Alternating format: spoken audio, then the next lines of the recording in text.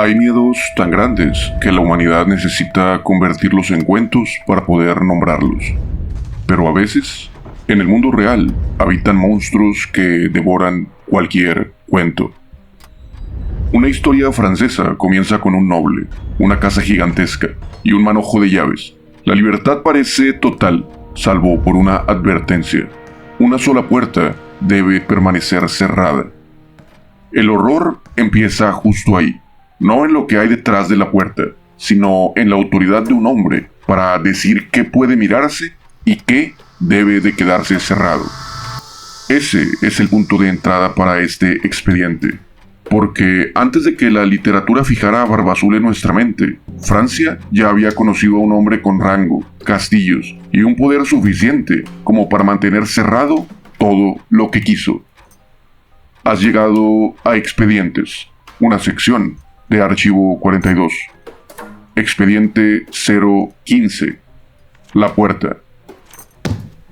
Desde una voz sin rostro, para una mente sin tiempo. Esto es Archivo 42.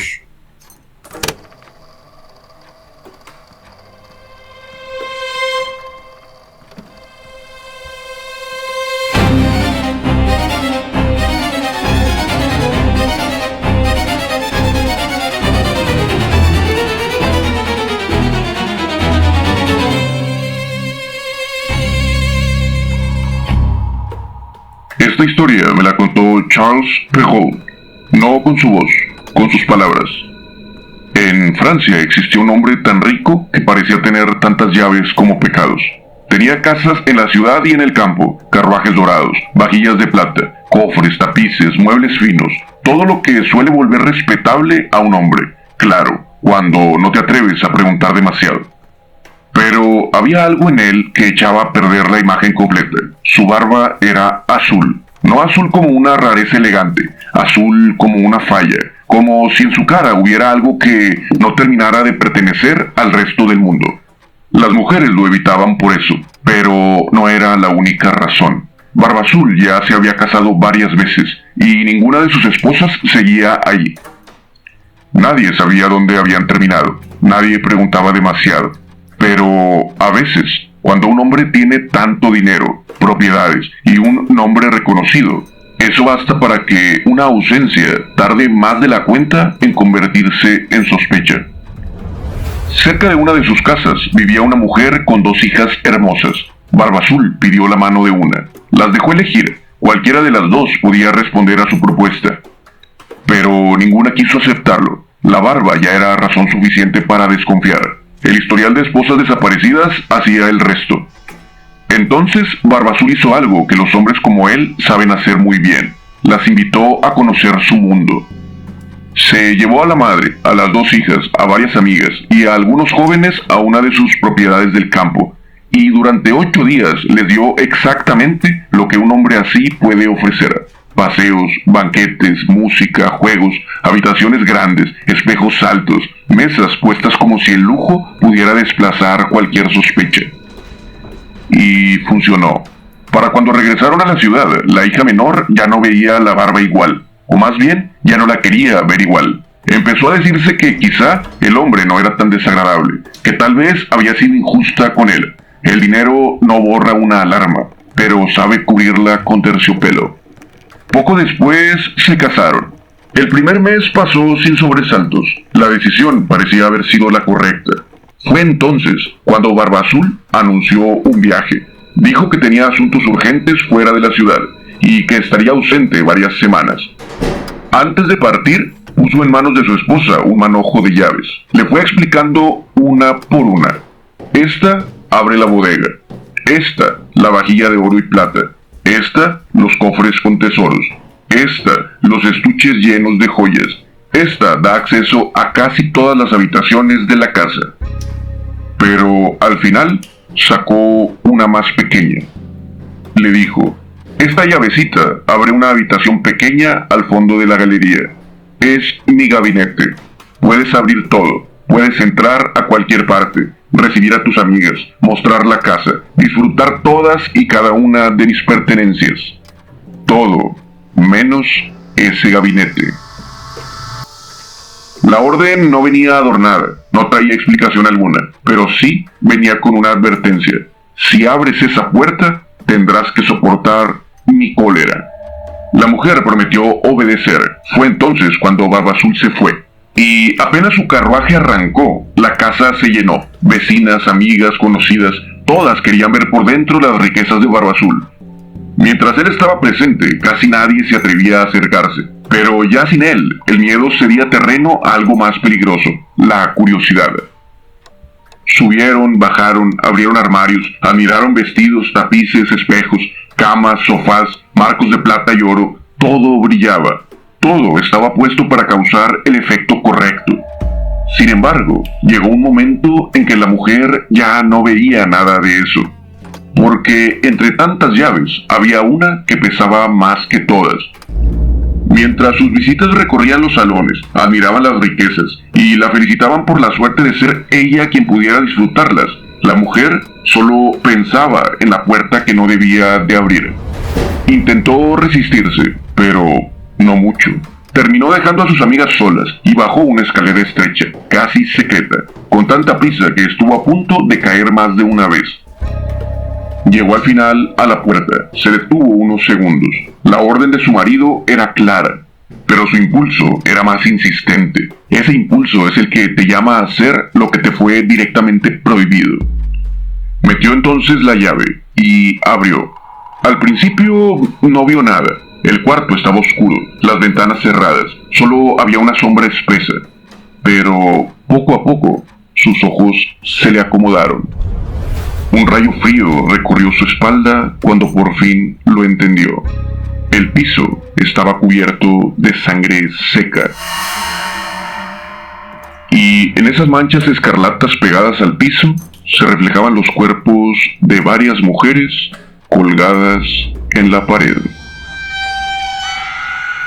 La impresión hizo temblar su mano y la llave cayó al suelo. Ella cerró la puerta como pudo y subió corriendo y tambaleándose. Ya arriba intentó serenarse, pero entonces vio la llave. Tenía una mancha de sangre. La limpió una vez, luego otra. La lavó, la talló, probó con agua, con arena, con todo lo que tenía a la mano. La mancha no se iba.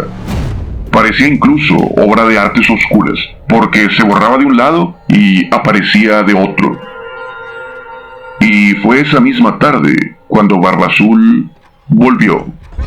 Saludó con tranquilidad, dijo que el viaje se había resuelto antes de tiempo, nada más que lo necesario. Descansó esa tarde, pero al día siguiente pidió las llaves. Ella se las fue entregando una por una. Por último, llegó el momento de devolver la pequeña, pero no la traía. Sus manos, además, temblaban con ansiedad. Barbazul lo notó. Preguntó por qué no estaba con las demás llaves. Ella inventó una excusa. Quizá la había dejado arriba.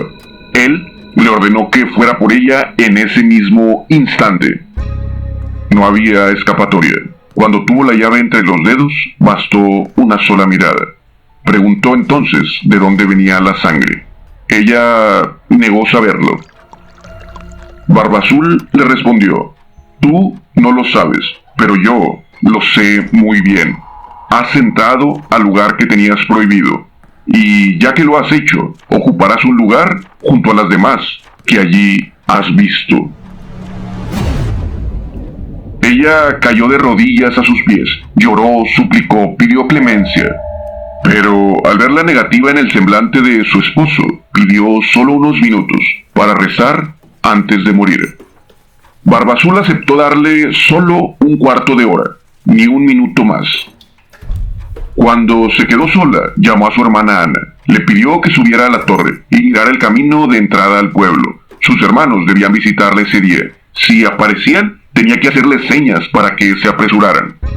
Y entonces empieza la parte más cruel de este cuento. Abajo, un hombre con un cuchillo empuñado, esperando que se cumplieran los 15 minutos. Arriba, una mujer esperando la llegada de su salvación. Y en la torre, su hermana mirando el horizonte. Ana, hermana mía, ¿ves venir a alguien? Y Ana respondía: no veo más que el sol brillando y la hierba reverdeciendo. Abajo, Barba Azul alzaba la voz con furia, exigiendo que bajara. Arriba, ella pedía solamente un momento más. Otra vez. Ana, hermana mía, ¿ves venir a alguien? No veo más que el sol brillando y la hierba reverdeciendo. Instantes después, Ana vio una polvareda. La esposa, ilusionada, preguntó si eran sus hermanos. No, solo son ovejas. Barba Azul, ya impaciente, volvió a gritar. La casa parecía temblar con el rugido de su voz. La esposa volvió a pedir tiempo y Ana volvió a mirar. Y ahora sí, a lo lejos venían dos jinetes, todavía lejos, demasiado lejos. La mujer bajó, Barba Azul la agarró del cabello, levantó el cuchillo y ella pidió solamente un último instante. Barba Azul se lo negó, le ordenó encomendarse a Dios en ese momento. Y justo cuando iba a descargar el golpe, alguien golpeó la puerta principal con tanta fuerza que toda la escena se detuvo. Entraron dos hombres bien armados, eran sus hermanos. Barba Azul intentó huir, pero no le alcanzó. Lo persiguieron y lo atravesaron antes de que pudiera ponerse a salvo. Ese es el final del cuento, el final de Barba Azul. La esposa hereda la fortuna, reparte el botín y todos viven felices para siempre. Un cierre de oro hecho para que los niños puedan dormir. Pero lo que nos queda a nosotros, lo que realmente importa de este expediente, no es el final feliz, es más bien el mecanismo. Mira bien esa estructura, porque es un patrón que se repite en la oscuridad de la historia. Un hombre con un poder que nadie se atreve a cuestionar. Una secuencia de desapariciones que todos deciden ignorar. Una casa o un castillo con demasiados rincones. Y una puerta cerrada que solo se abre cuando algo más debe de ser ingresado. Aunque Perrault le puso al protagonista una barba azul para que pareciera una fantasía, la arquitectura del monstruo es real. Porque mucho antes de que este relato se escribiera, Francia ya tenía su propio gabinete de sangre. Tenía un hombre real, un héroe de la nación, un mariscal que cabalgó junto a Juana de Arco y que guardaba en sus torres algo mucho más podrido que el cuerpo de 7 esposas. Dejemos ahora la literatura a un lado. Es momento de abrir las puertas de un castillo de verdad. Es momento de hablar de Gilles de Rais.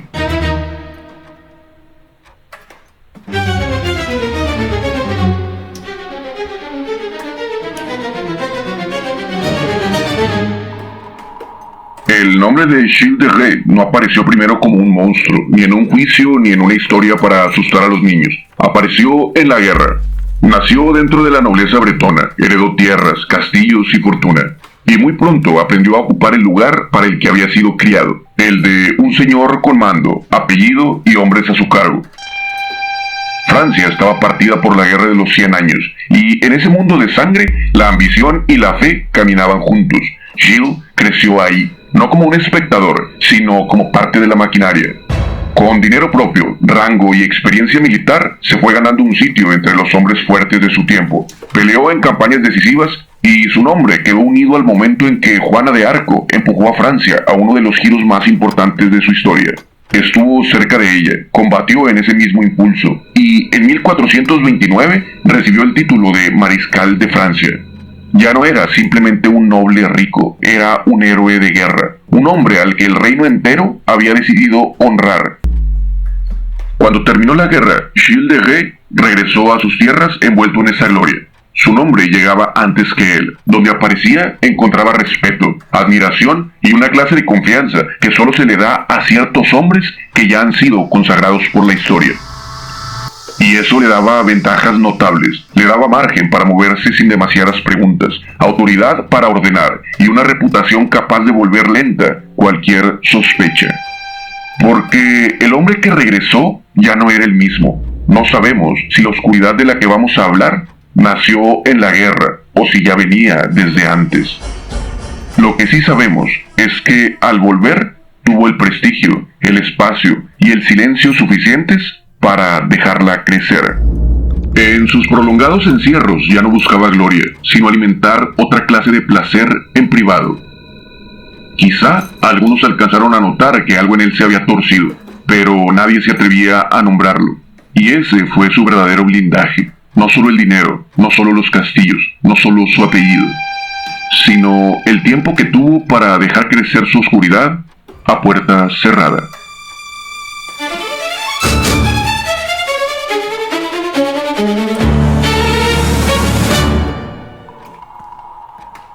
Lo que Shield hizo después de la guerra no fue retirarse en paz, fue construir alrededor de sí mismo una vida cada vez más grande, más cara y más difícil de sostener. Gastó fortunas en ceremonias religiosas, espectáculos, capillas, músicos, criados, telas, banquetes y despliegues que ya no parecían los gustos de un señor poderoso, sino la necesidad de seguir viviendo dentro de algo enorme, como si la guerra hubiera terminado para todos menos para él. Y ahora quisiera reemplazar la batalla con exceso, ruido y dominio. Desde afuera todavía podía verse como lujo, como excentricidad, como el capricho de un noble demasiado rico para medir sus propios límites. Pero el dinero empezó a irse como agua.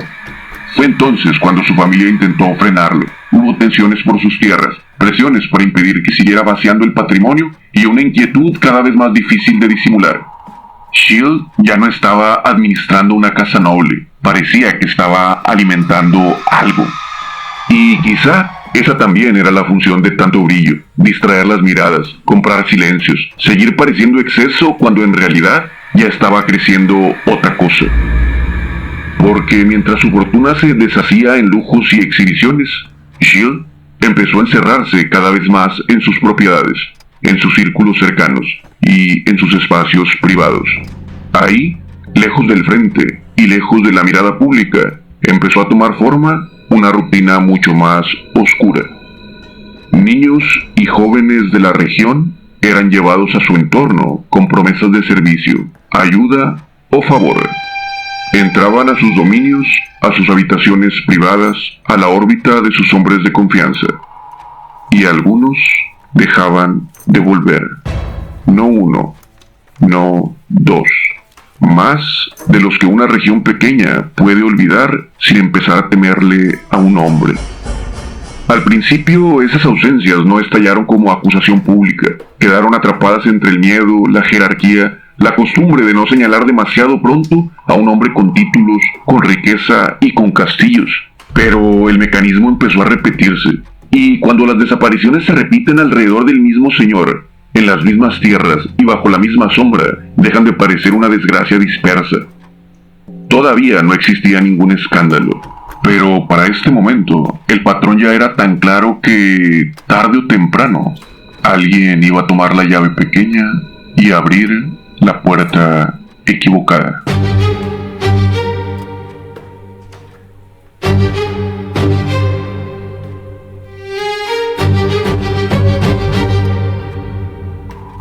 La caída no empezó porque de pronto el mundo decidiera empezar a mirar con claridad. Empezó por una grieta lateral. En 1440, Gilles de Rais se metió en un conflicto con la iglesia y terminó secuestrando a un sacerdote en medio de una disputa por tierras. Ese exceso abrió por fin una puerta que llevaba demasiado tiempo cerrada. Lo arrestaron y lo llevaron a un juicio. Hasta ese momento, las desapariciones alrededor de sus dominios seguían flotando entre el miedo, el rumor y la impotencia. Pero entre padres que habían callado durante años, criados que ya habían visto demasiado, y hombres de su entorno, se empezaron a formar testimonios que dibujaban la misma figura alrededor de sus castillos. Había niños que eran llevados a su órbita, perdidos dentro de sus propiedades para nunca regresar. Y cuando el expediente empezó a apretar, ya no se hablaba solo de algunas desapariciones. Se hablaba de ultrajes, castigos y flagelos, de gargantas cortadas, de cuerpos desmembrados y restos quemados para borrar todas las huellas. Te advierto que viene uno de los señalamientos más brutales de este proceso. Se afirma que antes de la inspección de uno de sus castillos, sacaron 45 cabezas y cientos de huesos de niños. Los metieron en cofres y los apartaron de ahí para quemarlos. La sentencia eclesiástica llegó a hablar de 140 niños o más, mientras la sentencia civil evitó fijar una cifra exacta, aunque no dejaba duda sobre la magnitud del horror que ahí se había cometido. Gilles intentó resistirse al principio. No aceptó de inmediato la autoridad del tribunal, pero la presión creció, el cerco se cerró y al final confesó, bajo amenaza de tortura. Ese detalle es importante. No trato de absolverlo, sino de no fingir que todo este caso llegó limpio hasta nosotros. La confesión, los testimonios y la condena existen, así como también existe la sombra de un proceso atravesado por intereses, por miedo y por un poder político que ya había decidido que ese hombre debía de caer. Pero incluso con esa grieta, lo que salió fue demasiado concreto para seguir siendo solo un rumor. Durante el juicio se habló de niños torturados por sus servidores durante años, de cuerpos reducidos a cenizas y de cenizas dispersadas en la región para que no quedara ningún rastro. El golpe fue brutal. El héroe de guerra que había cabalgado junto a Juana de Arco quedó convertido en el centro de un juicio por herejía, sacrilegio, secuestro y tortura y asesinato de niños. La sentencia llegó en octubre de 1440. Gilles de Rais fue condenado y ejecutado en la horca el 26 de octubre. Y ahí está el verdadero derrumbe de este expediente. No solo que un hombre oscuro existiera, sino que necesitó años, decenas de ausencias, peleas por tierras y al final secuestrar a un sacerdote para que el mundo aceptara por fin mirarlo de cerca.